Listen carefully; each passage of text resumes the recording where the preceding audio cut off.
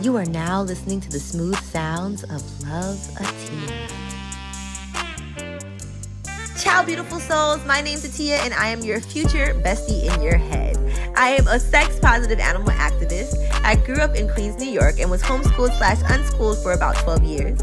I was a virgin until I was 24 and attempted to have a hoe phase for 2 years, which eventually led me to being accidentally/intentionally celibate. And here we are today. My past left me with a lot of wild stories, a lot of lessons, and a hell of a lot of trauma. Thank God for my wicked sense of humor, because God only knows I would have perished by now. With that being said, this is your gentle reminder that the Loveatia experience was created as a safe space for me to reflect and share the lessons that I've learned from past traumas. Shit gets real on this podcast, and topics such as domestic violence, sexual assault, substance abuse, depression, anxiety, and suicide may be referenced. If you are working through feeling triggered by certain topics, this may not be the show for you right now, and that's okay. Healing takes time and isn't linear. I'll be here when you're ready. Now, without further ado, the Loveatia experience is an experience. So get ready for laughs, crazy story times, and life-changing pleasure tips here on the Loveatia Experience podcast. Today's letter of the day is F for fuck it. Hey, beautiful souls, it's your girl Loveatia. Welcome to another episode of the Loveatia Experience. Yeah. I think I might have brought this up on a podcast before, but have y'all ever seen that video where the girl is like, woo, woo, woo, woo, yeah. Can we fucking clap it up for that note? No. I hope you're at home in a car. No, if you're in a car, don't clap. But I hope that you are somewhere clapping the fuck up out of me, because this is a sign. Because this is my Atia day, my self-care day. I think I told y'all about this day. Did I even say hello? I don't know. The stars say hello. Wait, what's that sound?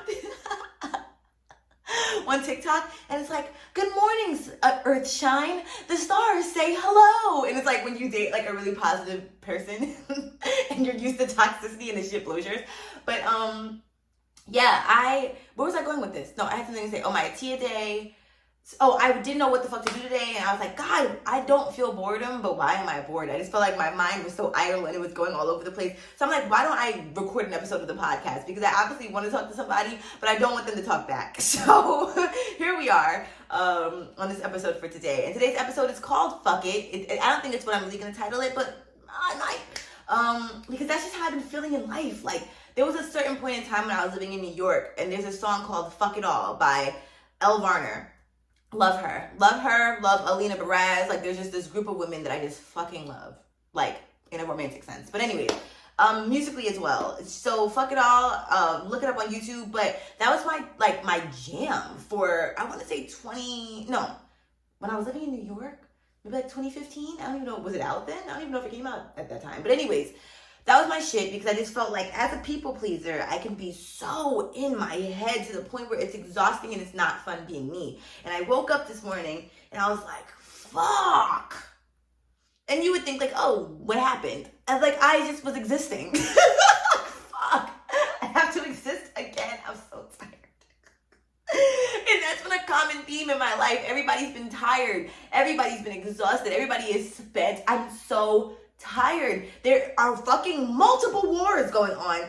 Also, I posted something the other day about animals, about tigers in captivity, and how there's a certain fucking celebrity that I want to like have a portion of episode where I'm clear-headed, and so I don't want to speak out of the sacred rage that I have inside of my body right now, but I will eventually. But I blasted them on TikTok, and it was about how they exploit animals constantly. Like, no, they're constantly exploiting animals. It's back-to-back pictures of them with fucking drug tigers and monkeys with pants, and if you know, you fucking know, fucking lemurs, like all these animals that are supposed to be in the wild that are in captivity, and you pay fucking $2 to take a picture with them, and then you promote it like you're rich. And somebody commented under that post and was like, there are children dying. And that was so triggering, because yes, fully, we can acknowledge the children as well. But it, throughout my entire animal activism, there's never been space for animal rights, because it's always, I remember in 2014, I was standing outside of, I think it was Saks Fifth Avenue, and we were doing Hermes? or was it Birkin? Is Birkin like a brand? Like, is it Birkin bags are Hermes, right? I don't know. I don't fucking know because I don't own one. But we were outside of some major brand, allegedly, and we were protesting against the murdering of crocodiles. And this black guy walked by, and I don't know why I specified that he was a black guy, but he was like, there's fucking children that are starving in Africa. And I fully remember being like, so go help them. Like, what the fuck are you doing about that? Like, all you can do is just criticize somebody that's fighting for a cause, but you're not fighting for shit. So there's this like internal rage in my body when people feel like there's not enough space to be able to concentrate on multiple things at one time. Because if we were all one fucking track minded about one tragedy at a time, shit wouldn't get done in the world. So there is space to be concerned about children that are dying, animals who are dying, fucking old people that are dying, and we can care about all three at fucking once. So I just want to make that be known. And I know y'all probably like, damn, she's going in. But like, I'm so pissed. And my therapist told me that you can have rage and it can be sacred. Like, she read an oracle card for me, and I judged my rage so much because I felt like it was so uncontained and all over the place. And the oracle card that she pulled for me was Medusa, which I can highly relate to because if you're watching this on YouTube, you can see that I have a snake on my arm, and that represents a lot of fucking shit. But one of the things is I can highly relate to the Medusa story, and I know that if you are a survivor of sexual assault, a lot of people were getting Medusa tattoos. I want to make sure that this tattoo encompassed everything, including my strength, shedding old skin, the mother encompassed all in a snake, everything. So with that being said, I decided to stop holding in my rage because I feel like there are so many people out there who are probably angry and just as angry as I am. Actually, we are all angry right now. If you're not angry, what drugs are you on? What drugs are you on? So yeah, I feel like people are always like, oh my God, Atiti is so happy. Atiti is so happy. And I've had this like I will literally say like, I'm so angry. And people will be like, you're so happy. And I'm like, I'm fucking angry, bitch. And they're like, you're happy. And I'm like, I'm not. So yeah, it's just frustrating. Even when I was feeling like my mental health was on the fucking brinks, which it always is, but when it was really on the edge, and I was telling people that I wasn't okay, and it just was going in one ear and out the other. And I've thought about others whose mental health has not been okay. And everybody, then when they leave this planet, people are like, oh my God, I thought he was so happy. Twitch, Robin Williams. I talked about this in one of my episodes before in regards to thoughts of not wanting to be here anymore. And I deleted the episode because I felt like it was a bit triggering just because of where I was at that time. But now I feel like I can speak about it in a more healthy space. We're not going to talk about it right now, but I do want to talk about it because at this point, I feel like we're all feeling that again of just like, fuck, like tired of life. Like not, and it might not even be to the extreme of, I'm going to say the word trigger warning, suicide. It might not be to that end of depression, if that makes sense, or that end of heaviness, you know, but I have been there to where I've had those thoughts and I didn't really know what to do about it. So I'd like my podcast to be a safe place for that. With that being said, all right, seasonal depression is coming up. Sad. It's about to be winter, and it's crazy because although I'm in a place where it's a warmer climate, I still feel like I do have some CPTSD. Well, I have CPTSD in life, but I have PTSD in regards to just multiple winters, which I guess would be PTSD. Multiple winters literally traumatizing my mental health. And also I remember I saw this post one time, and it was like, wow, people really be trying to tell you about your own mental health, right? I don't remember who said it, but for me, like, I remember when I posted that I had CPTSD, and people were like, no, you don't. And I was like, kiss my fucking black ass all the way down to the anus, and then dig your tongue in, because like, and that's a pleasure, honestly. That's not even a thing to say anymore to like diss somebody. Because like, if you get to kiss my ass, you are so lucky. But because not everybody gets to do that. But I say all that to say, we need to stop like fucking thinking that we are not even Dr. Oz. It's not a good example, but stop thinking that we can like diagnose people or like correct people when they think they found this awakening. You know what I'm saying? Of not feeling like, oh, like my trauma doesn't look like your trauma, so you don't have what I have. Like, if you had CPTSD, it would look like this. Like, no, that's what the comments were giving under my post about CPTSD.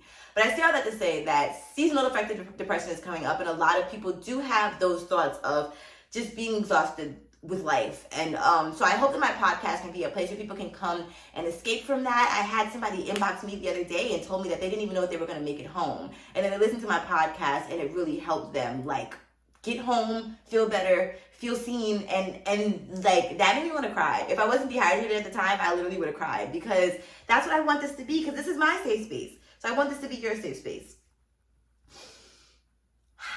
with that being said, seasonal affective depression, some other ways that you can grow through that without listening to this podcast is definitely staying active. I think that that's very helpful. Like, my therapist always recommends that the more active that I could be, the better. Is this light behind me bothering y'all? I feel like it's supposed to be like that. I want to move it over a little bit. But last time I broke it, so I was just a little scared to keep moving. All right, thanks. Sorry, guys. If you're watching this on YouTube, you'll know the light. Okay, now it's behind me and I'm like glowing. I like this look.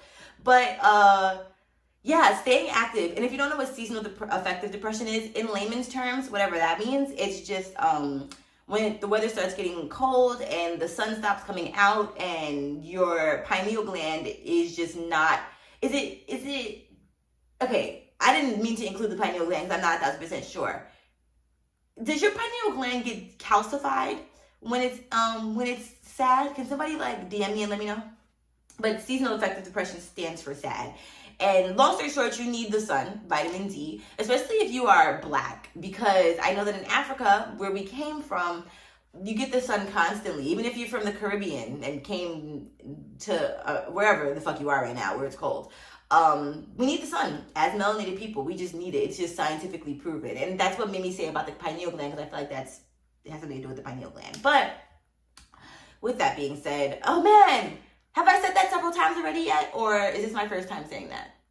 I don't know. But yeah, it can affect you. It can, the lack of sun can cause depression. It can cause anxiety. It can cause the lack of just thrill of life. It can just cause a lot of shit, and it can exacerbate itself depending on how cold it is, how long it's taken for you to see the sun. I just know for me, like, it's been proven. Like, the winters in Georgia, especially in New York, when there was no sun out for a fucking week, let alone 2 days. I mean, I was not here. Like, I speak of dissociation, like, my ass was on another planet somewhere, just numb. So I think getting exercise, moving around, trying to get out the house if you can, because we can get a bit of cabin fever, especially if you're in like New York, places that get really cold. So get out the house. If you can connect with nature in some way, even if you go out and buy some plants and take care of your plants until the springtime. Think of yourself as a plant, right? Like, keep yourself watered, hydrated, eat good food, you know. Try to, like I said, do things that will make your body move around. Listen to music. Find music that can help you. I think music can be really healing. Music was really healing for my grandma. Like, even when she was like super out of it, music was a thing that would like get her back into her body and like back into this realm. So yeah, find music. Do different things for your senses. Like, burn incense, light candles, things like that that can just make your environment a lot more. You know, redecorate your house. Make sure your house is clean, because when you're depressed, shit can get crazy. So make sure that you take care of your surroundings. If you have a pet, pay attention to your pet. Do not just get a pet for the winter thinking that, oh, like, this is going to cure my depression, because you have to keep that pet for at least, I want to say, I mean, I had my cat for 17 years and I have this baby now for at least 10. I've had her for 10, but she's 13. So my point is, we need to make sure that we're not just getting animals for our own sake, and that we're getting them with the right intentions, because that's a whole nother discussion. So those are my tips right now for seasonal affective depression. If I can think of any more, I'll let you know. They're kind of the same tips as trying to stay celibate, but yeah, I feel like it's all in the same realm of just mental health, honestly. So with that being, not with that being said, but I want to talk about animals for a quick second, because the other day I was having a conversation. I think there's a misnomer. There's a mistake being made in your thoughts when it comes to dolphins in captivity. And you're probably like, oh, here she goes. I don't give a fuck. Because one of the things I love about myself is my animal activism. And because I've been so shadow banned and so shut up online, this is the only place I can talk about it. But a lot of people don't know that before I was I've always been sex positive, but before I was online doing stuff about sex and talking about sex, I was talking about animals and animal rights. I've been an animal rights activist since I was 5 years old, maybe even younger than that, but I feel like I really understood the concept at 5. I was writing petitions. I told y'all I was trying to end deforestation. I don't know when this episode is coming out, but if you saw the episode with my mom, she tells a story about when I was younger and needed help spelling a word for one of my petitions. So yeah, it's a funny story. Go listen to it if this episode comes out after the episode with my mom. But yeah, so the other day we were talking about traveling somewhere with my friend, and my friend had recommended this one location, but she was like, oh, you might not like it because they do have dolphins in captivity. And one thing I will say that I'm grateful for is I thought that there would be like an abundance of like cruel animal exploitation where I live, just because, like, you know, Mexico is a vacation spot, so a lot of people, you know, want to do vacation-esque things, although animal exploitation should not be one of those things. I just remember traveling to other places and there was an abundance. It's just like every fucking block it was a dolphin enclosure. And I'm like, are there dolphins left in the fucking ocean? Are the dolphins in the ocean in the room with us right now? Because where the fuck, like, how are y'all getting all these dolphins? So I remember my friend had said something like, yeah, so maybe we shouldn't go to this place because they have dolphins. I was like, great, highly agreed. And then she said, but they do look like they're happy.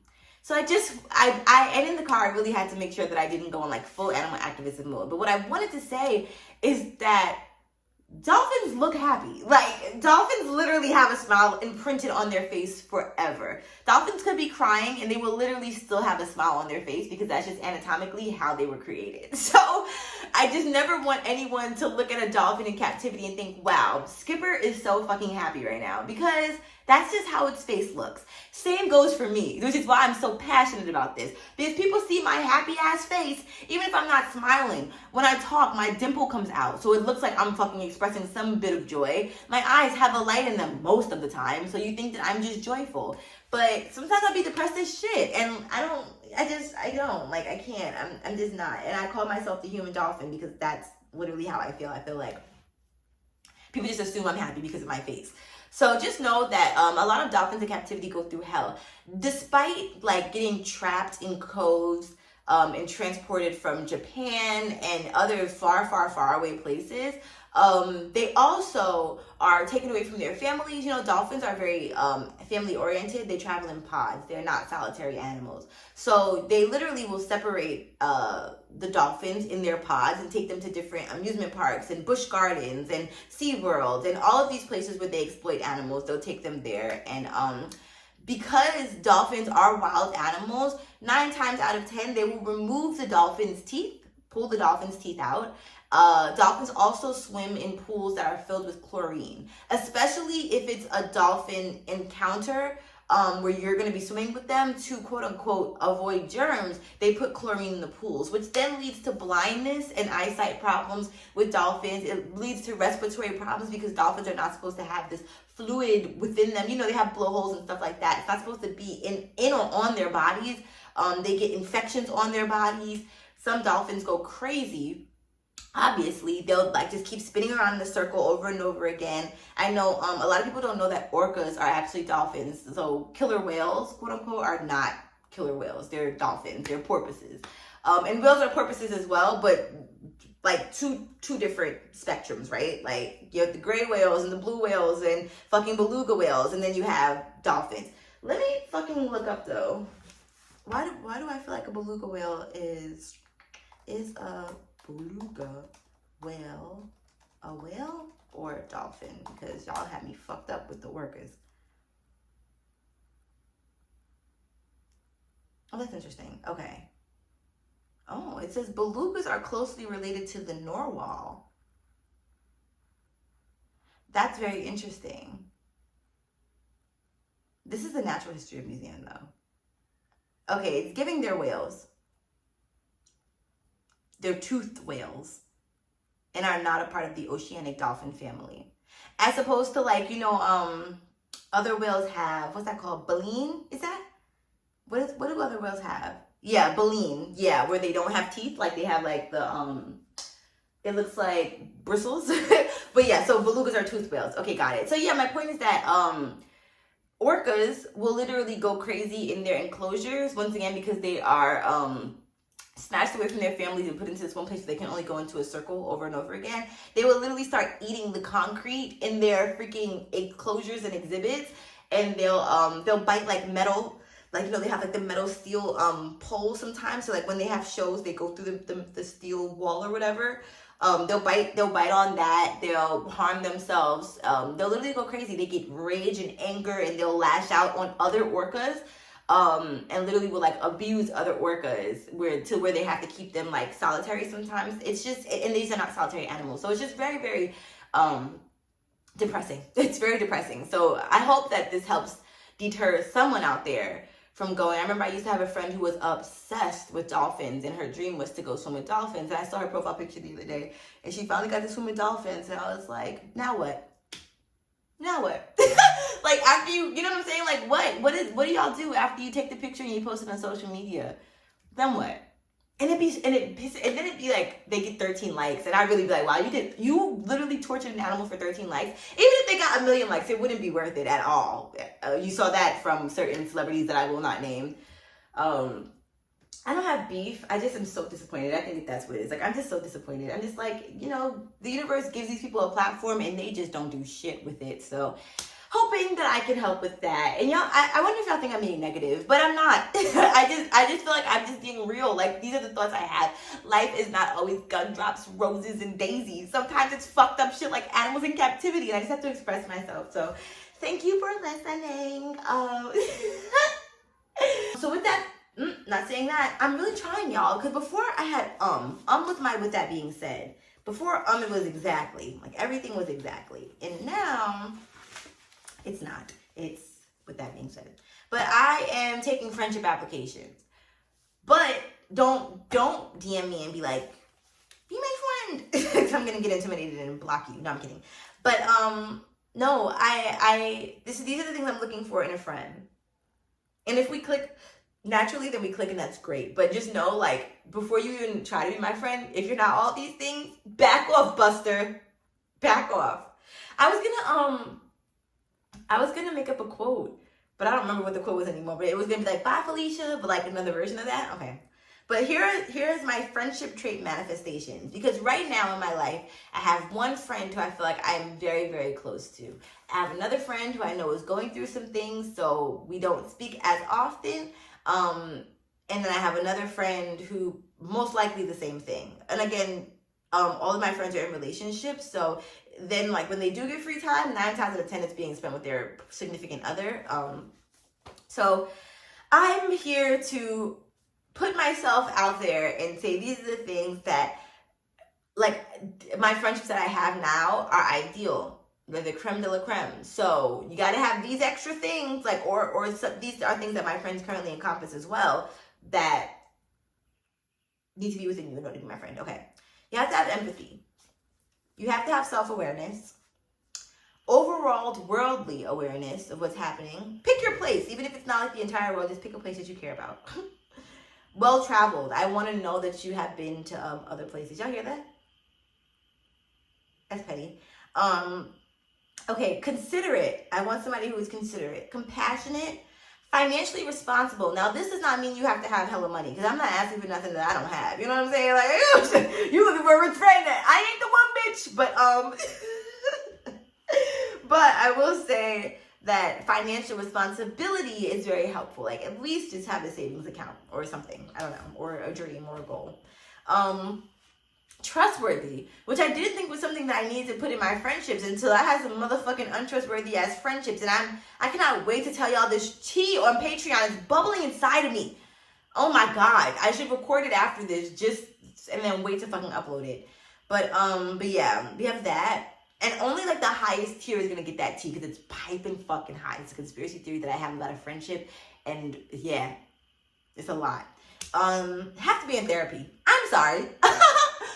Yeah, have to be in fucking therapy, or at least wanting it and are making steps to find it. Honest. I need somebody that's honest, which is something that was on my mom's list, on when she did her manifestation list, and I was like, I want to add that. And mature. This one was also on my mom's manifestation list, and I can relate to it. And I also wanted to add, oh fuck, I just had one. Therapy, honest, mature. Like a person of your word. You know what I'm saying? Like, no, but there was something else. I don't know. That little ringing sound is making my ADHD go crazy, because I'm like, when is it going to stop? And I'm like, can y'all hear it? Because you can't, then it's going to be like, what ringing sound are you talking about? But there was another trait that I was thinking of for friendships. Oh, I just want somebody that pours into me as much as I pour into them. And I understand that there are you take turns, right? So like somebody might be down and out, and then I pour into them, and then I'm down and out, and then they pour into me, and I'm grateful for that. For instance, y'all hear me talk about my friend. When she says she loves me at the end of every conversation, I like genuinely feel fucking loved. Like, and I'm grateful for that. And even when she doesn't have a full well to pour into me from, she still does, and vice versa. So I really appreciate that, and that's something that I want in my future friendships. So that's my New York, sorry, just for New York trip. That's my friendship application spiel. And next I want to talk about my New York trip. New York trip, traveling with Atiya.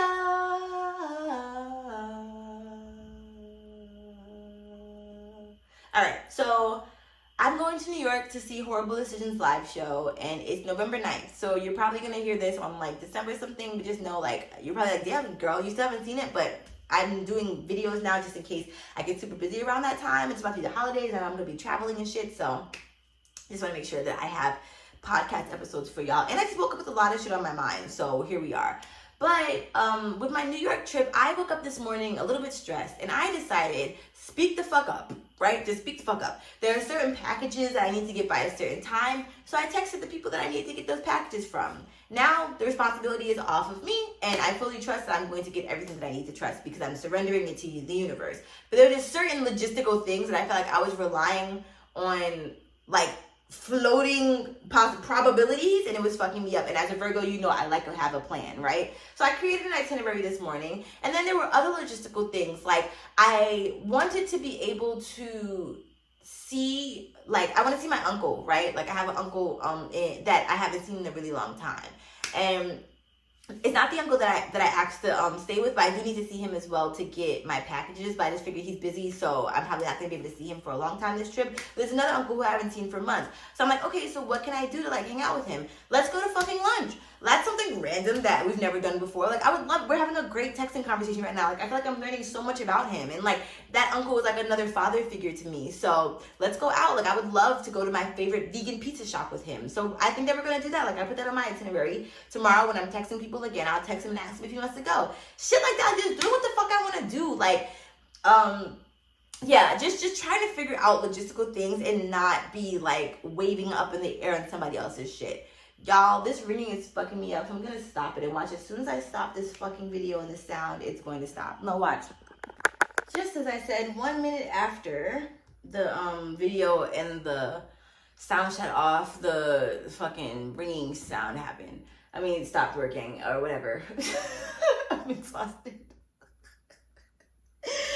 I'm so tired. Also, I told you, like, not tired, like sleepy. Like, I'm just so tired of life. But tell me why. I told y'all my mic stopped working. So either y'all are gonna get the sound that I'm recording right now on my iPhone 8, which is like, okay, or you're gonna get this sound from this video. Who the fuck knows? Like, I'm just so grateful that I'm talking about good shit. So hopefully you can like block out whatever. I don't know.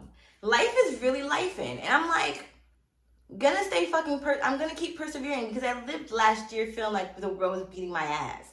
So like what? And then the people talking about, the microphone people talking about, oh well, we can repair it or replace it. Fucking replace it, because y'all repaired it the last time and it didn't work. So I can't wait. I hope there's a class action lawsuit that comes out against them. I'm gonna be the first motherfucker on that list. Let's see, do we have time to talk about this? I don't want to talk about this. This is irrelevant. But I do want to talk about the fact that I've been so horny lately. But not. So I feel like I'm horny and I want like stimulation, but I want like soft stimulation. Maybe I need to edge or something like that, because I don't want to masturbate with a sex toy right now. I thought about masturbating with my fingers. That'd be cool. I haven't done that in a really long time.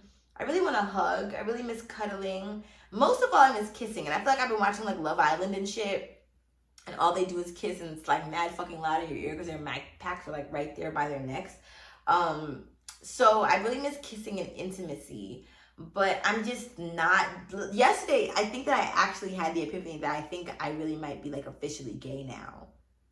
I really do, only because the men that I used to think were like the cream of the crop are no longer doing it for me. Y'all, the other day I was on Michael B. Jordan's page and I wasn't even turned on. I was like, hold up. This is weird as fuck, because that man was the end all be all. Like, I was like, even when I fully got to my lesbianism, I would still be attracted to Michael B. But I'm not. So that was very interesting. I mean, he's an attractive guy. I honestly think ever since he dated Lori Harvey, I just been a little bit attracted to him. It's just like, brother, your choices is not that great. So there's that too. But yeah, I just am not attracted. And it doesn't mean that people are not attractive, right? I have a lot of attractive people in my life, like a lot of attractive men. When I say a lot, I mean like 5. More than 2, less than 10. But I'm just not. It's just men. It's just, I don't know. And like I said, when I compare it to that one lesbian experience I had, and yes, I know that I had a lesbian experience with that white girl that catfished me and told me she was Spanish, but even then, I just feel like I was just so intensely connected to my first lesbian partner that nothing has topped that. And even when I watch lesbian love on TV, I'm like, look at how they kiss. Like, it's just so sensual. And look how this fucking barbaric ass man is kissing this girl, eating her face off. And especially on Love Island, like, the men be going in tongue first, like, literally just tongue. Who told y'all that was what people wanted? But when I watched the 2 girls kiss, they literally were like lips. I don't even think I saw tongue. And I was greatly appreciated. They were talking about that on Reddit. They were like, they don't use tongue. And I'm like, right, because they're not fucking barbaric.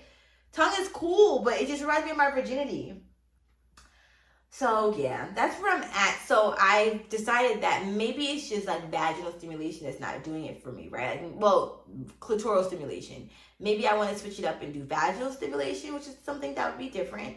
I think that I need to take my time with it though and like get in the mood. And I'm usually like, oh, let me find all these porns and just like get to it. It's real lazy, as opposed to watching, like playing my playlist, doing a dance, setting the mood, all this stuff like that would probably make me feel a lot better in the moment.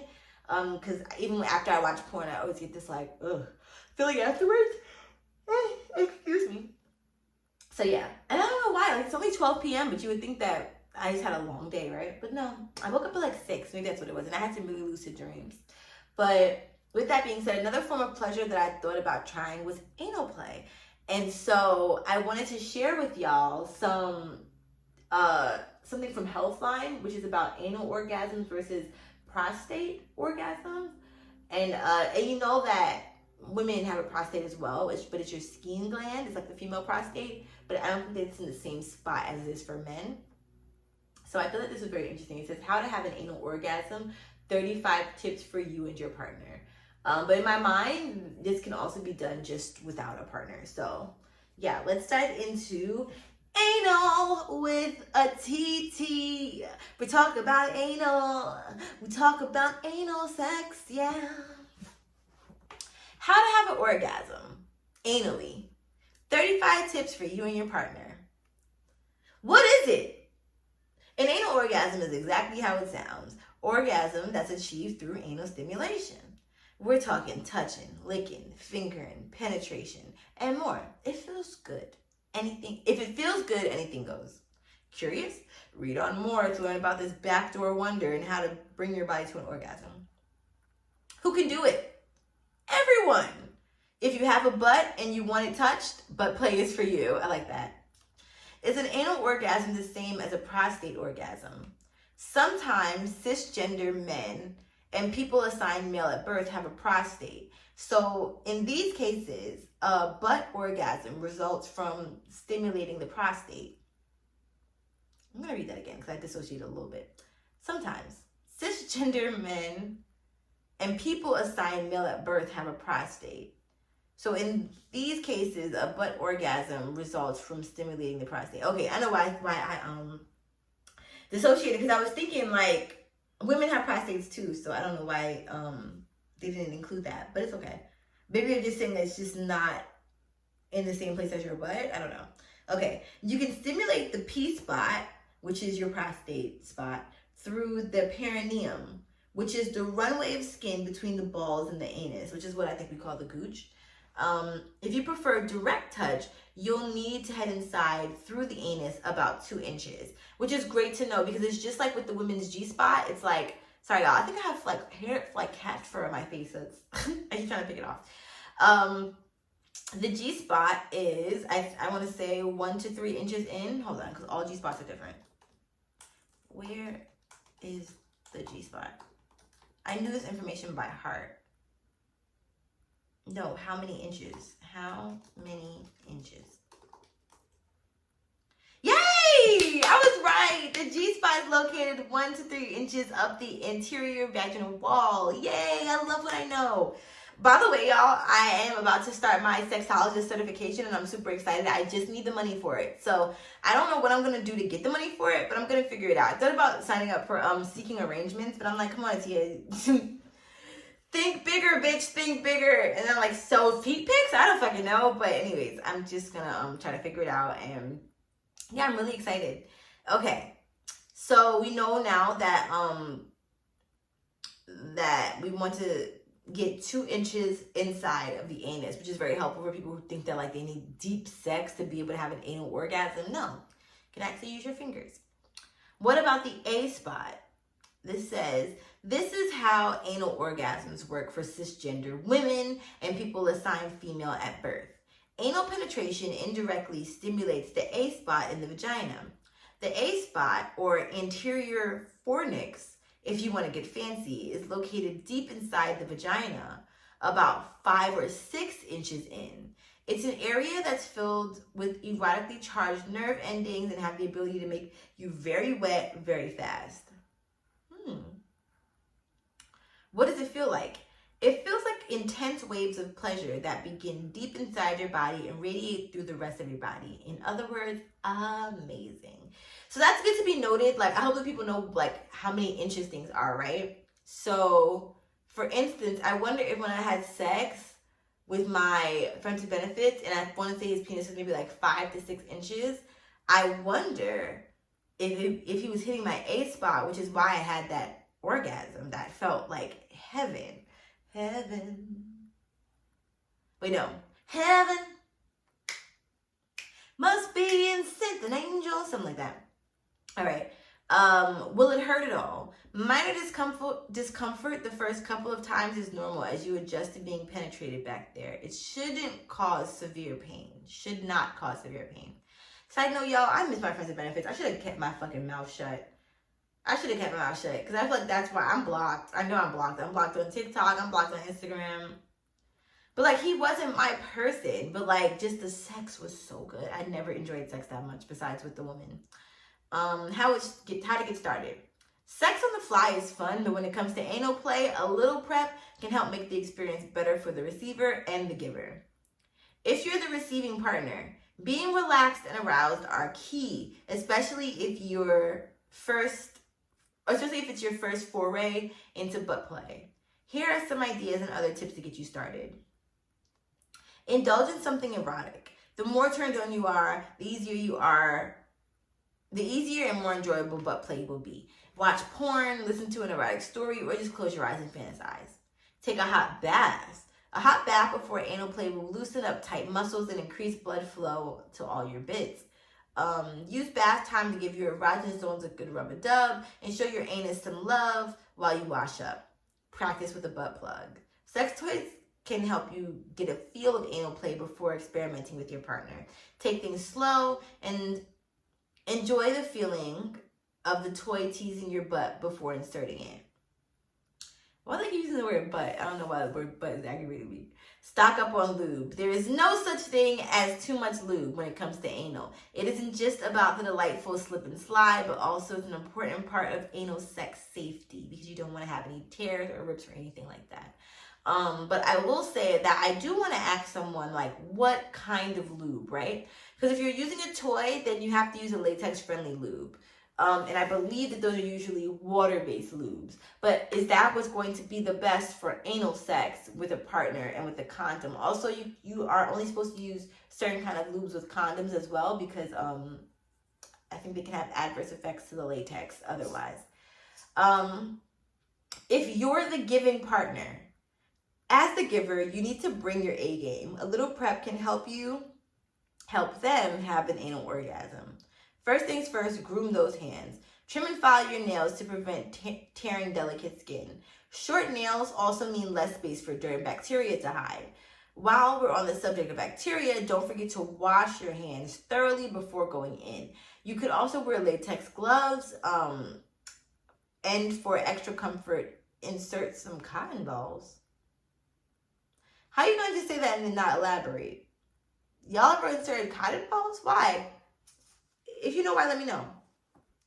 Use a condom. Condoms can be used on a butt toy and fingers as well as a penis. If you want to use your tongue, a condom can also be cut open and used as an alternative to a dental dam.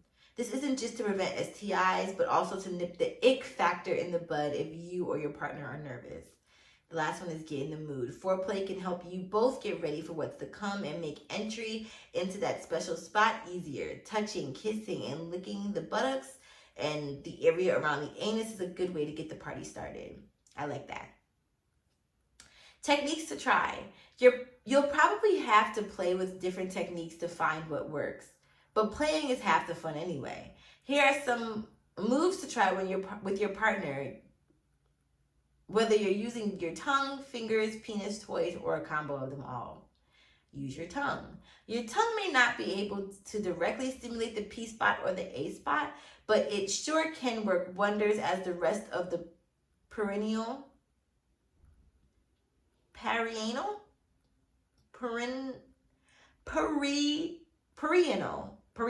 area and many other erogenous zones. Use the tip of your tongue to tease the cheeks before working your way between them. Swirl your tongue around the anus for a moment and then push the tip into the opening, darting it in and out. That sounds actually fun. With your fingers, come hither. You know we love to come hither. Slowly insert your lubed fingers into the anus and curl your finger upward in a come hither motion, gradually increasing the depth and speed, and if desired, try inserting a second finger. Once you find a depth and pace that feels good, continue the motion and allow the pleasure to build. Doorbell. From the outside or inside, find the spot that makes them go, ooh, with your finger and press your finger pad against it as if it was a doorbell. Start with light pressure, gradually increasing the pressure and speed. From the outside or the inside, find the spot base and go, ooh, all right. Has anybody experienced that before? Circling. Rub the pad of your fingers into a circular motion in the area of the A spot or the P spot. Start circling in an area slowly and gradually. Pick up the pace at your partner's request or based on the oohs and ahs, but I personally feel like let your partner tell you. Play with pleasure as well as speed to find the magic combo. Stimulated vibration. A little hard on the wrist, but if you speed up with any movements fast enough, you can simulate vibration. Save this for when you're close to the brink to avoid carpal tunnel. Hell yeah. Yo, why didn't nobody tell me? Because I remember when I used to, oh my God, fingering a girl is exhausting. Fucking exhausting. With a penis, a strap-on, or other toy. Pressure. Applying more or less pressure can help you find the sweet spot. Depth. No two butts are alike, so play with the depth to figure out how deep you need to go to hit the right spot. Take it slow and gentle unless you get the okay to do more. Vibrations. You can also find vibrating massages with different types of pulse, vibe and pulse settings. Try out the different combos to find what works best. Up the vibration when climax is near to take things over the edge. Internal and external. Some toys work double duty thanks to the external vibe that stimulates the perineum or clitoris during penetration. You can also buy a dual penetration vibrator to DP, double penetrate, the anus and vag at the same time. Can we get a hallelujah? That's what it literally says here. Random, before I even continue, I did have some questions from some followers of mine online. I want to read them. So somebody had DM'd me and asked me how to make anal play with their partner pleasurable, with their male partner. And I'm not sure. I think this is a woman, a person who identifies as a woman. Yeah, how to make it more pleasurable. And let me see. I thought there was another one. Okay, no, that was it. So hopefully these tips can help, but there's some more as well. How to incorporate other stimulation. An anal orgasm may be your goal, but don't let that stop you from making use of all other hot spots the body has to offer. Stimulate one or more to aim for a combo of orgasms. So if you are a person with a vulva, clitoral, you can show the clit some love during anal play, whether you're the giver or the receiver. Use your hands, fingers, or a toy to slide up and down and side to side over the clit and hood. Again, vaginal, a finger or toy can provide some DP, double penetration, action to penetrate the vagina while the butt's receiving some love. Try the come hither move, and you just might hit the elusive G-spot too, which we discovered again was 1 to 3 inches in.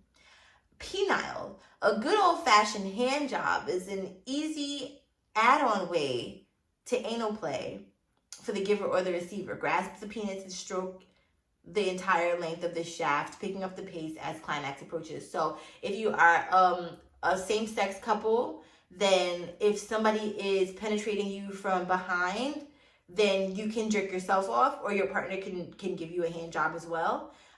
If you are a same-sex couple, 2 men or 2 people with penises, and your male partner behind you has a toy, he can give you a hand job, or you can once again give yourself a hand job, or you can give him a hand job while he's exciting you with the toy. You got options. Last but not least, the erogenous zones. The body has dozens of potentially pleasurable zones craving some action. Use your hands or a toy to explore the rest of your body, lingering on those that feel best. Try usual suspects like the neck, breast, and scrotum, or those less explored like the back of the knees, smalls of the back, the inner arms. I'd like to include the scalp as well, which is a really cute erogenous zone. And I also love shoulder action as well, like back kisses and stuff. Like, yeah, it's very, very sexy. Like, even when I touch right here, it's very sensitive because it doesn't get touched a lot. So there's that. I'm going to do that. Like, when I masturbate, I'm going to touch my back. I'm getting a little excited. Also, for the penile one, for hetero relationships, or if it's somebody with a penis and somebody with a vagina, you can also jerk off your partner or give them a hand job while they have a toy inside of you, or while they have fingers inside of you, or whatever. There's always room for dual stimulation. All right, they say positions to try. I love this. You can make any of the usual sex positions ass friendly. Here's how. So the first one is face down. You guess the rest. To do this by yourself, oh shit, they have by yourself versus with a partner. That's what the fuck I'm talking about. So to do this by yourself, lie face down. Reach your arms behind your back, behind you, and rest it on your back. Reach your perineum or anus with your finger. Tease and insert at your leisure. Excuse me, what's happening? I'm yawning, I'm burping. Next is to do this with a partner. Lie face down with your arms at your side and legs slightly apart. Have them sit next to you on the side most comfortable to them. Have them gently massage your anus. I like that. Sounds like a slow rise. On your side, one leg to chest. To do this by yourself, lie on your side. Bring your outer leg up towards your chest. Outer leg up towards your chest. Reach your hand around to your anus and take the time to explore and stimulate as desired. To do this with a partner, lie on your side, bring your outer leg towards your chest, and have them sit behind you to reach your anus. Doggy style, which is my personal not favorite. Get down on all fours. This is for if you're doing it by yourself. Get down on all fours. Reach your arm between your legs or behind your back to reach your anus. Massage and penetrate as slowly or as urgently as you like. To do this with a partner, get down on all fours. Have them kneel behind you to reach your anus. Cow. To do this by yourself, stabilize your dildo, vibrator, or other penetrative toy on the seat or of a chair or another flat surface. Straddle the chair or gently kneel down so your butt is hovering just above the toy. Slowly lower down and gradually insert the toy until you find the depth that feels the best to you. To this with a partner, have them lie on their back. Straddle them on their well-positioned toy with their knees on either side of their hips and your hands on the bed. Okay, this is health lines. I'm going to put this in the description so that you can see this yourself, because sometimes it's visually easier to see it than hearing it. Okay, so straddle them or they will position a toy with your knees on either side of their hips and your hands on the bed of the floor. Lower your butt and use your hips and hands to control the depth. And I don't know if I read step 1, but that was have them lie on their back. Okay, other things to consider. Here are a few other things to consider before heading to B-Town for some butt play. The anus doesn't lubricate itself. It just doesn't, at least not in the same way as the vagina. Your anus is located at the end of your rectum, which is part of your digestive tract. The mucous membrane that lines the rectum contains glands that produce mucus to protect your digestive tract.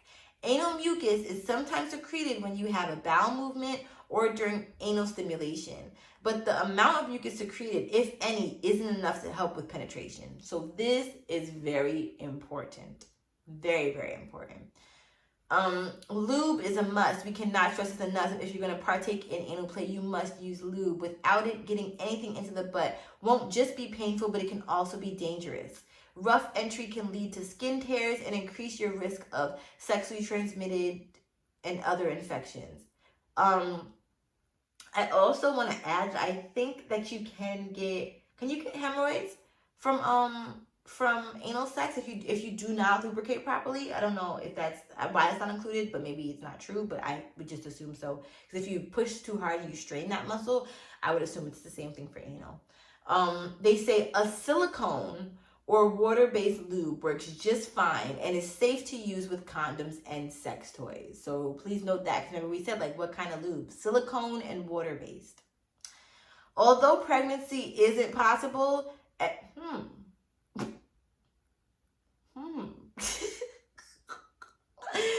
y'all know I don't fuck with pregnancy. Although pregnancy is not possible, STIs are. Anorectal STIs are on the rise, and the rise is higher for those on the receiving end. Small tears in the delicate skin in and around the anus increase the risk of sexually transmitted infections, including chlamydia, gonorrhea, HIV, and human papillomavirus, also known as the HPV. Other bacteria can spread too. Butt play can expose you to more than just STIs. Bacteria such as Shigella, E. coli, which is very interesting, and Campylobacter are transmitted through feces, and contact with poop is a very real possibility, even if you can't see it. Wow. This is so interesting, y'all. Without a condom, one can also contract hepatitis A and B and C, hepatitis A, B, and C, parasites such as Giardia and intestinal amoebas. Oh my God. Whew. Never back to front without cleaning and getting a fresh condom. Yeah, this was a major tip that was left on my TikTok. Again, this is about the poop. The bacteria and feces can wreak havoc on the urinary tract. So if you decide to mix it up with oral or penis and vagina sex, you need to wash up and put a new condom on. I don't care how in the moment you are. Put a new condom on. The bottom line, no pun intended. The bottom line can be loads of fun and, the bottom can be loads of fun and an anal orgasm is worth pursuing. Even if you don't have one, chances are you'll have some type of orgasm along the way. Be prepared, go slow, and enjoy all the pleasure the butt has to offer. I love that. This makes me so happy. Okay, so we learned a lot. I hope that this helps answer my love bugs question as well that was DM'd to me in regards to how to make it more pleasurable. Definitely ask for consent. Make sure your partner is comfortable. Have a talk with your partner about your fears and your nervousness. And be okay with stopping and switching it up if it doesn't work. Like, don't force it, don't push it, don't make your partner feel bad. It's okay to take a break and to stop. So yeah, I just wanted to make sure that I fully acknowledge that. And I want people to ask me consent for kissing too. Like, don't just fucking kiss me. Like, be like, is it okay if I kiss you right now? Oh, that's so sexy. And just so responsible. Okay, so we got through that. I have also had another question under my comments that had asked, this is kind of unrelated to anal. So we're going to get off the topic of anal right now. But if you have any questions about anal or any tips, let me know. If you are an anal expert, let me know. I'd love to have you on this show. I'm going to start interviews in January, maybe December. So we'll see. But somebody commented under my post and said, I don't know if you've ever done a video on this, but I'm a very hypersexual person from trauma and whatnot. It's hard for me to turn down sex because, of course, I have the urges and it's not an issue of consent, but I don't want to just hook up with anybody I'm attracted to that offers it. Is this something I can do, or is there something I can do to become more celibate and help me resist? So in my episode before this, I talk about some tips for celibacy, which I think are super helpful. But in this instance, especially because you have the urges, and you find yourself attracted to these people, I think that maybe finding other ways to connect with these people could be cool. Like, and it could also make you want to have sex with them more. So I don't know if this is good advice, but maybe like if you do feel the urge to want to have sex, do something totally different with them. Like, I don't know, fucking, instead of chilling at somebody's house, go to an arcade and like do something really fun there, and then make plans to like go somewhere else after that. So you won't be tempted to like want to go home and have sex with them. But just kind of like redirect your mind to want to do something else with these people. When you get the urges, maybe try to channel that sexual energy in a different way. Like in my other video, I said to try to channel it in a creative way. I think that could be really helpful. In a physical way, if you already work out, then that's beautiful. But like working out, if you don't dance, maybe dancing. Karate, I don't fucking know, self-defense, like anything. Even if dancing is not your thing, like kickboxing, spin classes, there are so many different options. If you don't want to do something so rigorous, yoga. But for me, rigorous movements help because it just gets that like extra anxious energy out. But sometimes yoga can just help you get more zen, and yoga can be very vigorous too. It might not be fast-paced all the time, but it definitely is something that can get your heart fucking pumping. And then channeling that sexual energy into creativeness. Yeah, I think that can definitely be helpful as well. Just being as creative as you can be. And whether that's painting, drawing, creating music, writing poems. And even if these are erotic poems, you know what I'm saying? Again, I always condone masturbating, especially if you have the urges and you want to get your rocks off. Masturbate. Find different ways to masturbate. Switch it up. Like I said, I always recommend like the Vibe Pad 2 sex toy from Shop Sador. You can use the code LOVEATIYA and get 15% off of your purchase. But I always recommend that because it's a different toy. Like, it's flat, you sit on it, you can do different shit with it. It has a little tongue that goes back and forth. You can heat it up. I'm just saying, like, it's so much shit that it encompasses. And so it's not just like your average rose or whatever the case may be. So it'll make you feel like you're having a different experience, and you can ride it, and that's really cool too. Getting outside, maybe doing some solo stuff, like take a hike, go do something that's like just something to like take yourself on a date to a museum. Do things that you can fulfill that intimacy within yourself that you can't necessarily fulfill from somebody else. So that would probably be my biggest word of advice for someone who feels like they might feel like hypersexual and want to redivert that energy and not give it up for people that you are attracted to, especially if you find yourself attracted to a lot of people. And then the other thing is creating boundaries for yourself. Like, I have sex rules. Like, I can't have sex with somebody if I'm drunk, unless I decided that I want to have sex with them before I got drunk. Like, there's just that. Because, of course, I'm going to be horny when I'm drunk. But if I can just actively remember that this is the rule. I know you touched on trauma. So if you can think about, like, protecting. I don't know at what age the trauma happened. But for me, like, thinking of protecting little me in all instances, it's like, okay, would little me approve of this right now? Does this align with, like, my energy? You know what I'm saying? Like, would little me be, not even would little me be proud? Would she feel safe and comfortable in this experience? Things like that I think are really helpful as well. Just conversations with yourself, setting hard boundaries. Like, I will not have sex with this person unless we go out on 5 dates. Because then at least you feel like you're somewhat getting to know the person, and make them be different kinds of dates so that you can really get to know somebody. Like, make it be a high pressure ass situation, like a fucking escape room, so you know if they get an attitude or not. And then they're real them shows, because, you know, they're like always like, oh, the 3-date rule. Yeah, well, you can fake it for 3 days. You can be clean and proper and pristine for 3 days, and then the 4th fucking time you see me, you're an asshole. So yeah, things like that I think would definitely help. Just staying busy, staying creative. If you don't feel like you're a creative person and you feel like you're more of a logical person, or that just tickles your fancy, do some logical shit. I don't know, like do math problems. I don't know, like do stuff do Sudoku, whatever, however you say it, like do stuff that's gonna stimulate your brain. But wherever you need the stimulation, figure out a way to stimulate that yourself and create a list of the boundaries, and I think that'll help you. So if you do happen to go out with somebody and it's a romantic experience, at least you know, okay, I had a great time, but I could stop this. Do a test, like test yourself and see, and every time try to pass that test in a way, right? Like I had a situation in my family and I thought that I was gonna handle it without grace, and my therapist was like, this is a test from the universe, and so it's up to you to pass it. And like she had deep faith that I could pass it, and I passed it with flying colors. So if you have faith that you can pass this test that you give yourself, like, okay, so maybe it's hard for me to go out on a date and have a great time and not want to have sex with this person, but let me see if I cannot. And then give yourself a reward when you get home, like fucking eat a vegan ice cream bar or something. And the other thing I was gonna say is a lot of just self-work. Like whenever I do have the urge to like want to join a dating app or whatever the case may be, I still want to join a dating app just for shits and giggles and see who's on there, but not to date. It's like I want it to be a social experiment, but I don't know what I'm gonna do with it yet. But I think that the more maybe extra self-work you can do, so I don't know how much self-work you've done already, but just when it comes to trauma, like it's just like a reframing of our minds that we have to do when we're survivors. And maybe just asking yourself, like, what is this hypersexual energy? Like, where is this coming from?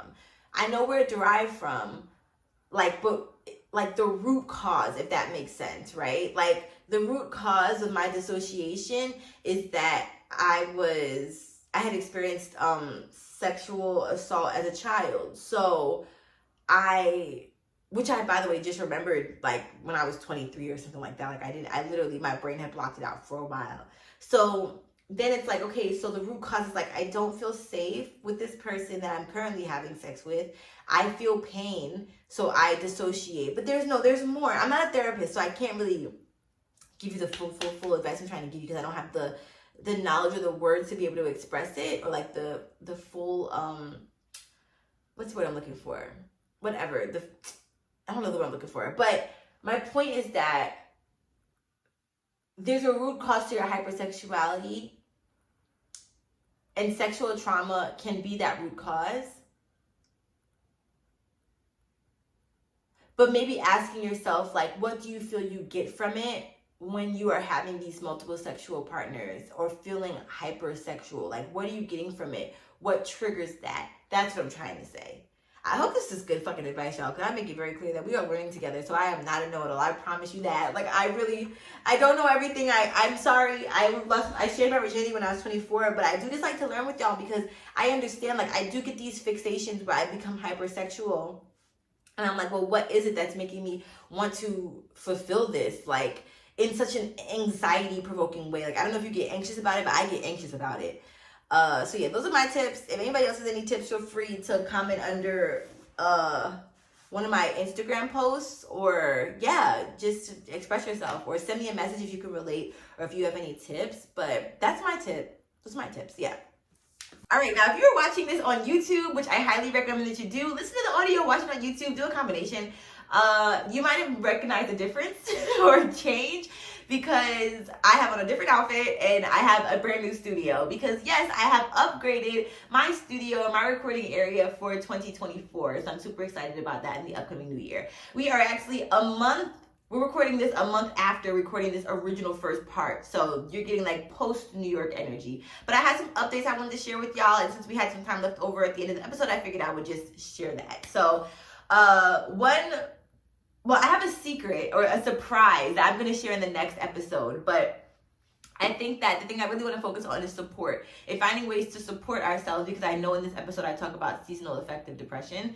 And yeah, I want to talk about finding resilience when the support that you thought that you had falls through.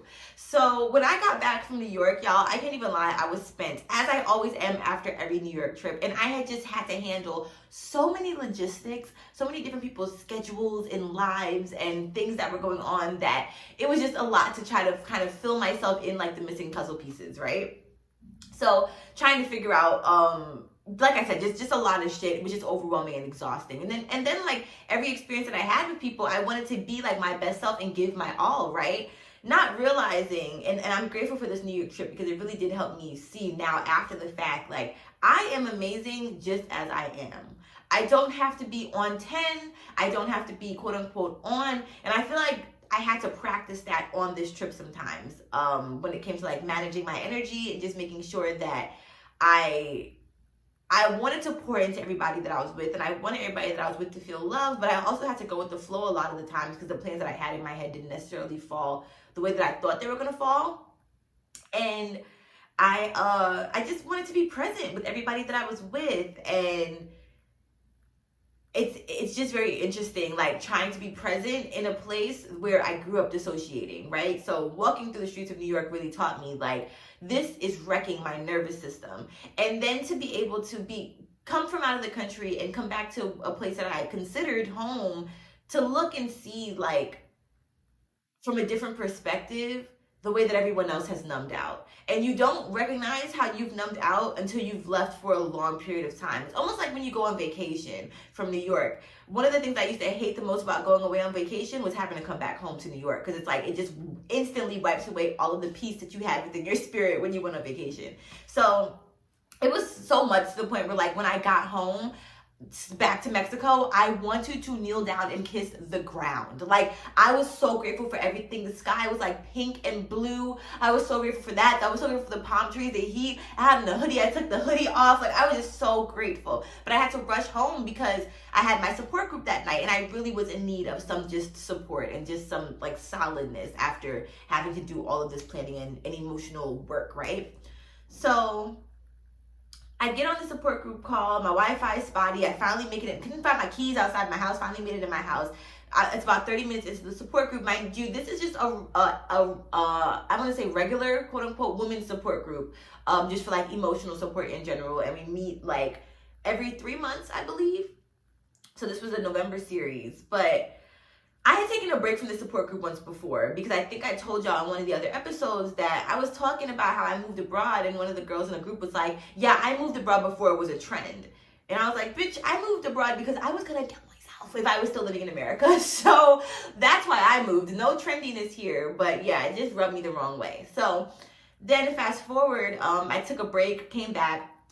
And so this time around, when I came back from New York and I was expressing myself, and I just said, I just felt like I had poured so deeply into everybody that I saw in New York, and had so many catch-ups that I had, some people I hadn't seen for years. So I had to do a lot of catching up, sharing a lot of just stuff, right? And I didn't necessarily feel like everybody had the capacity to be able to pour back into me the way that I needed to, and I'm grateful for those who did, right? Like I had some amazing conversations with my uncle, who I hadn't gotten to see in person in a really long time, and like he it's always refreshing talking to him. Like I just always feel like I can relate. This is the uncle that I said is like my other father figure, but I felt like so full after I saw him, like in a great way. Like I just felt so welcomed and loved unconditionally. And I told you I had been struggling with trying to figure out like where I was going to stay in New York. And then my dad ended up telling me I could stay at his house the whole time, which I was really grateful for. And it was kind of like a duh, but I was still living back in my mindset of like lack, and living back in my mindset of like people are against me, that I didn't necessarily want to like intrude, quote unquote, on like him in my stepmom's house. But he said like it was her idea. She wanted me to be able to stay like the entire time, and I was really, really grateful for that, because I feel like just so proud of me and like all of our growth in that situation. And it just feels like it's just,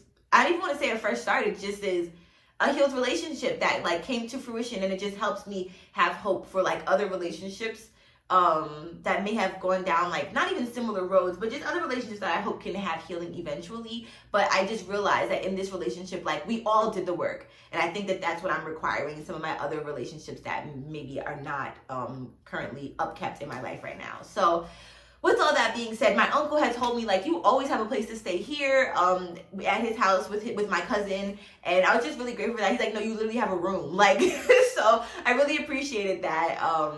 And yeah, like certain experiences, I just felt like people, everybody did their best to be able, everybody was doing their fucking best, as was I, right? But it doesn't take away from the fact that I was fucking exhausted by the end. And then the other exhausting thing is just having to like ignore certain things that probably wouldn't have like been a rub if I was still living in New York. You know what I'm saying?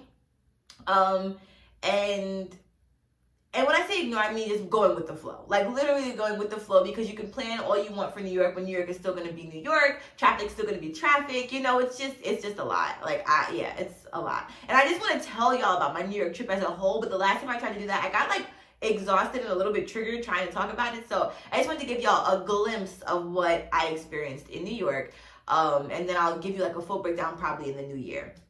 Maybe even in this same outfit, because I'm about to record another episode after this. But after I came home and was ready to like get supported in the support group, I expressed myself. I say, you know, I really just feel like I need to be poured into, and I don't really know how to pour into myself right now because I feel like my well is quite empty, etc., etc. And I always feel like this after I come back from New York. This is how silent it was. You probably thought the audio stopped. No, that's literally how silent it was after I shared. Now, normally after somebody shares in the group, one of the facilitators, it's like 2 or 3 facilitators will comment and be like, okay, thank you so much for sharing. I could highly relate to that, like this, that, and the third. And one of the women had done that to me during the last session. Like I had expressed something about something that I was going through, and she like could relate to it and like talked me like through it or whatever the case may be. So I was really grateful for that. And I still think that they're amazing facilitators. But in that time, I just felt like, wow, after coming from a place where I didn't necessarily feel heard all the time by everyone that I was around, felt heard a majority of the time, but there were just moments where I just felt like, hello, unheard, like, wise. I just felt, it was ironic that then I'm literally like, there's no acknowledgement of anything I just expressed after telling y'all that I felt like I was unheard in fucking New York. So, and again, I'm not trying to make this be a grandiose thing of no one was listening to me when I was in New York. Like, I saw a lot of fucking people in a 5-day span, but it was just certain moments where, like I said, it's just that distraction and it's just that numbing out. It's just people not being able to be 100% present because it's fucking New York and you can't be 100% present or you will lose your mind. So with that being stated, I might as well just switch up the ending of my new term. Yeah, it was silence and I felt away and I could not wait to get off the fucking call. Not only that, but then that next day I said, it's fine, I could redeem myself. I have a sexual assault support group that I'm going to do for the second time, which I'm so proud of myself because I told y'all it took me about 2 months to be able to join this group. Like I was in it, I got the emails bi-weekly telling me to join or asking me, you know, inviting me to join, and I would just ignore it because I was just scared. So I decided not to do the earlier group. They have 2 groups. I didn't do the earlier group because I wanted to try another group, another sexual assault support group that I had found. I don't remember how I found it. I thought I found it through a link, but it ended up sending me to Meetup. And I'm like, all right, I guess, you know, whatever. It's an interesting app to use for this, but fine. And it was a group based out of Florida. So I was like, I'm going to do that group, and then I'll do the group that I'm used to, the group that I did that one session with that was amazing. It had like the 30 minutes of rules, that one. I'll do that night. So I joined the first group at 12 from Florida, and I'm coming like 1 minute into the session, and the girl is like, yes, okay, so welcome to the sexual assault support group. You know, feel free to come, like, let us know who you are, why you're here, and what you're looking to receive. Girl, obviously we're looking to receive help for our trauma, but the thing that rubbed me the worst out of all of that was, why was there a man on my screen? It was only 6 of us, including the facilitator, so it was only 5 like people otherwise, and one of them was a man, and had his camera on, just smiling, just like trauma, the fuck, triggering as shit, and he was a white man, and he was a foreign white man, and you know, like, no offense to y'all, but it was just giving like, I don't know your intentions, how you even ended up here. Then come to find out, she's gonna ask him like, oh, how did you, and apparently I could talk about shit from that meeting because she didn't say shit about confidentiality, but she's like, oh, how did you find out about this group, like, you know, everybody? And he's like, oh, I found out about it from Eventbrite. Eventbrite? The fucking app that you use to be able to like book events and shit and like go to parties? Like, that rubbed me very wrong. So yeah, I ended up, what did I do? Oh, so when she kept asking and like pressing people to comment and to like let people know why we're there, this girl had commented in the chat. So I commented in the chat and I kept my camera off. And the girl was like, hey, I'm so-and-so from so-and-so and I'm came to heal from my trauma. I was like, hey, I'm Atia from Atlanta. Lied. And I came to heal from my trauma. Duh, like we're in a trauma fucking support group. And then why was the facilitator mad pushy? Like, so if anybody wants to share, so then of course the guy is like, well, I'll go. And then he gives us some vague blanket statement of his story. And then everybody else, like I said, like the rest of us, our cameras were off, right? So why is he gonna comment and be like, yeah, it's just kind of weird that everybody's camera is off, like, and I'm the only one here, you know? It's just like weird. Well, it's just gonna have to be weird, my brother, because we are not, like, you're in the other group. I wasn't forced to turn on my camera. I wasn't forced to participate or talk. I wasn't forced to share. Even the facilitator was giving like anxious energy, like, because it was mad silent. And then she would ask a question and be like, okay, then, like, bitch, be patient with us. Like, maybe we're crying or something. So I ended up leaving that support group very, like, the first 5 minutes. As soon as he started trying to pressure people to put their camera on and gaslight us and make us feel bad, I said, click, bye. Left a review. They had the nerve to ask me how I liked the group. I said, first of all, didn't know that a man was going to be in there. They have whole men's groups. So it's not to say that there can never be a co-ed sexual assault group, but fucking let it be known that it's co-ed, because some of us have trauma when it comes to men as a whole. So there was that. And yeah, it just rubbed me the wrong way. I'm like, what if you're a pedophile and like, or what if you're a fucking like a abuser and you're in here just to like get off on people's life stories? I don't know. It just rubbed me the wrong way, and apparently it rubbed everybody else the wrong way because nobody else ended up turning on their camera or sharing. Or as for I know for the only 5 minutes that I was in there. So yeah, I wasn't feeling that. Like I said, I think that men deserve support, and I know that men definitely do get sexually assaulted, obviously, like men, women, non-binary folk. So it's not that he doesn't have a safe space, but I think that there should just be a warning. And I think that, like I said, they have a group for men, they have a group for women, so I would assume that this sexual trauma group was the one that was also just for one sex. But what do I know? And again, if I could just have a warning, that would have been great, and I probably wouldn't have attended because of my own trauma. So then so I ended up, I think, taking a nap, and I missed that mid-session, or the first session from the sexual assault support group that I had gone to before. So I ended up joining this other session. But I clicked the wrong link at night. I woke up for the session, clicked the wrong link, y'all. They only allowed 15 participants in the group. Why did it start, say, at like 9 o'clock, right? Why did it start at 9? I had literally been on the call since like 9:58, but had clicked the wrong link. So at 8:58. You know what I'm trying to say. So by 9:01, I clicked the other link, realizing like, oh my God, this is the session I'm supposed to be in. And immediately it's a message like, hey, y'all, we've reached capacity. I'm like, oh my God, I literally needed this so bad. Like, why did God not want me to have group support that week? I just was not understanding. Not only that, but then I just got an email today saying that the sexual assault support group that I'm a part of, that I love, that I've been missing every fucking meeting and am finally going to be able to attend on the 19th, the day that I have therapy, is taking a hiatus from, I think, now until through January. So that's fun. Yeah, it's like, and then when I want to talk about my sexual assaults to my therapist, like something else in life always comes up, and I feel like I end up having to talk about that instead of, or just not having to, but end up focusing on that, other than focusing on what I really want to focus on, which is my sexual assaults finally. So I think that this is the universe just trying to teach me to find other tools, other ways to heal myself. I think that this is the universe trying to inspire me to share my story on here without feeling pressure to be perfect. Like, I feel like I'm not sharing because I'm trying to be so PC and I don't want to trigger anybody else. And I'm once again putting other people's feelings over mine, because I literally had just witnessed or watched someone share their sexual assault story on Instagram and felt extreme. And I'm actually going to have them. I'm learning pronouns, so I want to make sure that I'm addressing everybody correctly, but I don't know what the them version of it is with like zir. So I'm going to say zir, I hope it's right, but I'm going to have zir on my podcast, and then I want to talk about pronouns so that we all are educated and know exactly how to use them, because it's something that's new for me. So I'm really excited to learn. But yeah, they had shared, and I think that they is an okay pronoun, but I feel like I should also double check because I don't want to be PC. But Zemzier. I'm in my head about it, but Zier shared their story on Instagram, and it was really, really inspiring to me. And I know that it took a lot of courage. So I just want to be able to share that same amount of courage and hopefully share that same amount of inspiration to somebody else who might need it. So that's where I'm at with my journey of healing. I have this book from Shop Sador. It's called Sensual Self. I'm so grateful. And I just want to show y'all. It says prompts and practices for getting in touch with your body. But look at the illustrations.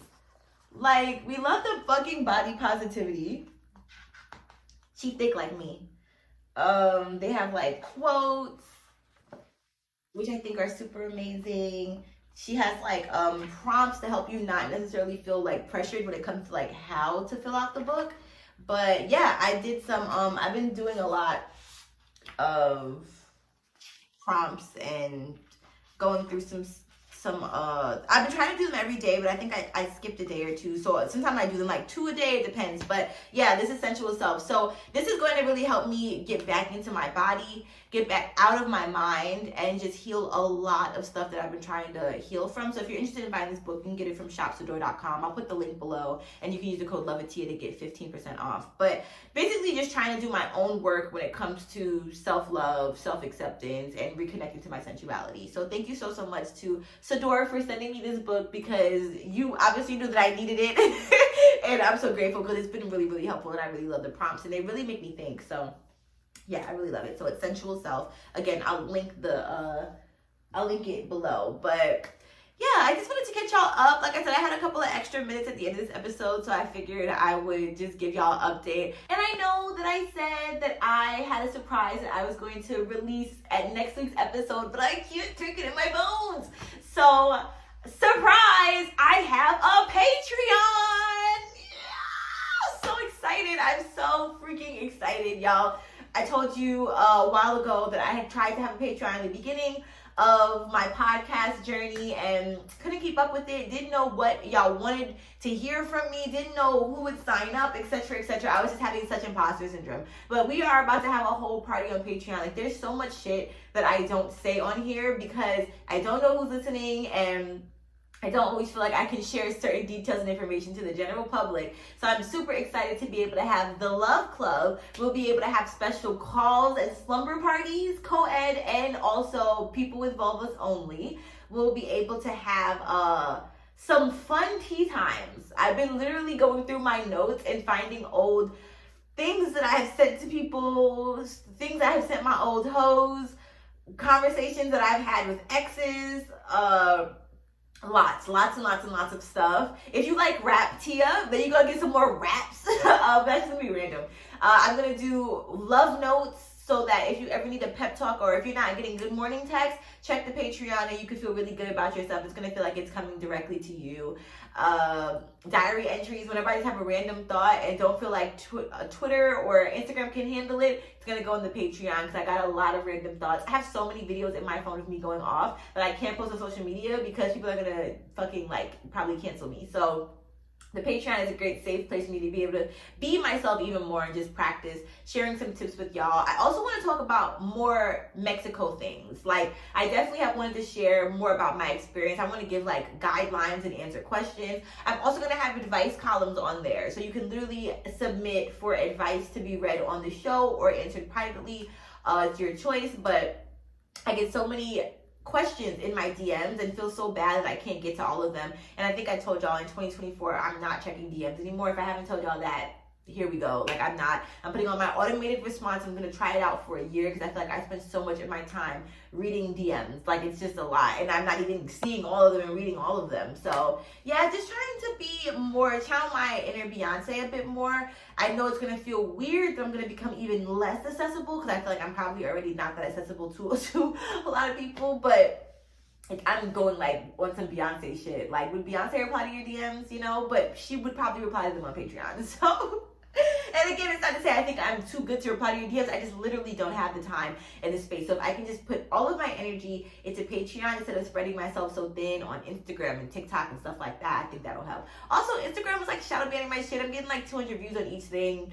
you know, it's just like, whatever. I'm so tired of we do this all the time, like me and Instagram. Same with TikTok. I've been shadow banned for like a year on TikTok. So it's just, 2024 is the year of me and the year of new shit. And I'm really excited for that. So I will put the Patreon link in the next episode. But if you find me on Patreon and want to subscribe or join early, you're more than welcome to. The page is published. But yeah, it's going to get like flooded with a whole bunch of content within these next 2 weeks. And then the launch is officially going to happen December 31st. If you want to be a pre-love bug, feel free to go ahead to my Patreon if you can find it. It's like a scavenger hunt because I'm not going to put the link here right now. But then like if you're listening to this in 2025, then the link's probably going to be there. So you missed the scavenger hunt and that's okay. So yeah, I'm really excited. Like I said, I just want to give y'all more like Mexico and expat updates and shit like that. And yeah, that's what the big surprise or secret was for the year. And I think it's gonna be amazing. I'm really excited. I have so fucking much to say. So yes, enjoy that.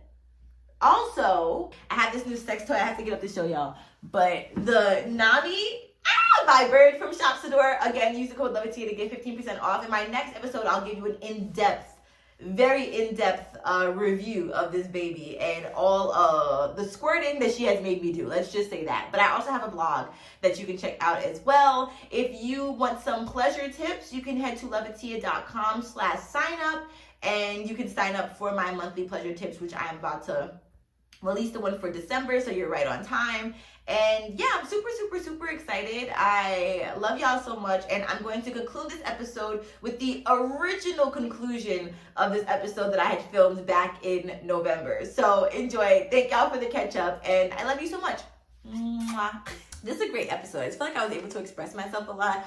I don't know the next time I'm going to have therapy. So thank y'all for loving me as I am. Sometimes I'm so worried about talking about worldly things, and I'm like, I don't want to get canceled, I don't want to say the wrong thing or whatever, and it's like, all I could do is be me, and I want people to love me unconditionally. And I listen to some podcasts and some people say shit, and I'm like, I don't necessarily agree with that, but I love this podcast and I love this person, and I give them grace. So if you don't agree with shit I said, give me grace. I deserve it. I give you grace. I give myself grace, if anything. So yeah. If you love plant medicine, please be sure to go to heavenhighnyc.com and purchase your plant medicine today. And they ship. So that's very, very helpful if you live in a place like Georgia where you need some good shit and you know that Georgia, we just don't do it. heavenhighnyc.com is your place to be. If you love jewelry, if you check out the last couple of episodes that I have had, you've seen my fabulous jewelry, my little hoops. They're from imanijewelry.com, and you can use the code LOVEATIYA to get 10% off. Now, this is a Black-owned, women-owned company, and all the jewelry is handmade. So I love to make sure that I highlight them because it's just an amazing company. So if you love to accessorize but feel like you just keep seeing the same fucking hoops and accessories on these websites, if you're tired of the same old, I'm not even going to shout out the companies because everybody got the same bracelets that look alike, then please head to imanijewelry.com and spruce up your jewelry collection because yeah, they have never before seen kind of jewelry. It's like art, it's literally artware. And then if you have any words of advice, any questions, anything that's just on your mind that you like to express, that you want me to read on the podcast, please send it to theloveatiyaexperience@gmail.com. I would love to hear your thoughts. Your emails make my day. They really do. So send them my way. If you need advice, tips, whatever, if you want to learn about something new, let me know. And then you can sign up for my Pleasure Positive email blast at loveatiya.com/sign-up, where you can get one email a month, and it's literally tips on how to pleasure yourself or pleasure your partner with some special coupon codes and a whole bunch of stuff. And there's one more thing. Oh, if you want to know when I will be back with my hair and skincare company, then you can head to loveatiya.com/ethereal, scroll all the way down, and you will see a sign up for my love notes. So I'll be sending out love notes, letting people know when Ethereal officially relaunches. We are just taking a quick pause and just getting some things recalibrated. And I can't wait to show y'all. We're doing an extension and expansion, and it's just going to be super amazing. So stay tuned for that, but you don't want to miss the updates. So loveatiya.com/ethereal. Just go to loveatiya.com and click all the fucking links. It's all there. Literally, it's all there. So I love you. Please give yourself a hug for me. Oh, I needed that. Don't forget to be kind to yourself and to be kind to animals. And don't forget, dolphins are not happy just because they have a smile on their face. I love you. Besos, bitches. Mwah.